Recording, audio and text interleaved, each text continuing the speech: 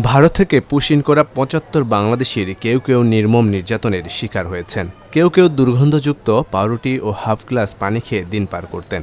এদের অধিকাংশই দীর্ঘদিন ধরে ভারতের গুজরাট রাজ্যে বসবাস করে আসছিল এবং বিভিন্ন পেশায় নিয়োজিত ছিলেন। ৯ মে শুক্রবার সাতক্ষীরার শ্যামনগর উপজেলার পশ্চিম সুন্দরবনের মান্দারবাড়িয়া চরে ৭৮ জনকে জোরপূর্বক পুশ ইন করে ফেলে রেখে যায় বিএসএফ।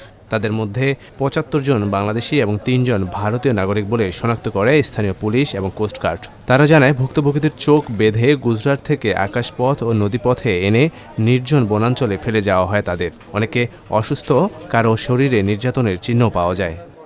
ভারতীয় পুলিশ কর্তৃক তাদের বাসায় গভীর রাতে হানা দেয় এবং বুলডোজার দিয়ে তাদের ঘরবাড়ি ভেঙে দেওয়া হয়।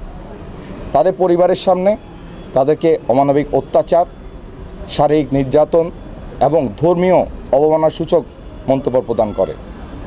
তাদেরকে চোখ বেঁধে 2টি সামরিক বিমানে করে, একটা সামরিক বিমানে ছিল তারা এই ৭৮ জন পুরুষ সদস্য এবং তাদের অন্যান্য পরিবার অন্য সদস্য আরেকটা বিমানে করে তাদেরকে বিভিন্ন জায়গায় প্রেরণ করা হয় এবং গত ৯ মে তাদেরকে বাংলাদেশের অভ্যন্তরে জলসীমায় এবং বাংলাদেশের অভ্যন্তরে যে মান্দারবাড়ি দ্বীপ আছে সেখানে পুশ ইন করানো হয়।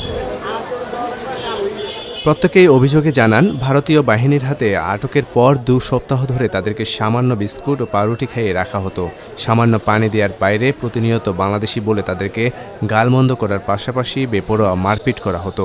এতে অনেকের শরীরে বিভিন্ন অংশে ঘা হয়ে গেছে।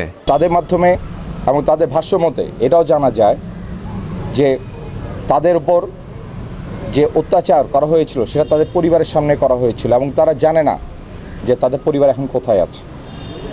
বর্তমানে এই ৭৮ জনের মধ্যে 10 জনের অবস্থা আশঙ্কাজনক এবং তাদের অবস্থা বেশ গুরুতর। তাদেরকে হাসপাতালে রাখা হয়েছে। ১৩ মে বেলা ১২টায় সাতক্ষীরা শ্যামনগর থানায় যাচাই বাছাই শেষে পরিবার ও নিকটতম স্বজনদের কাছে ভুক্তভোগীদের হস্তান্তর করা হয়।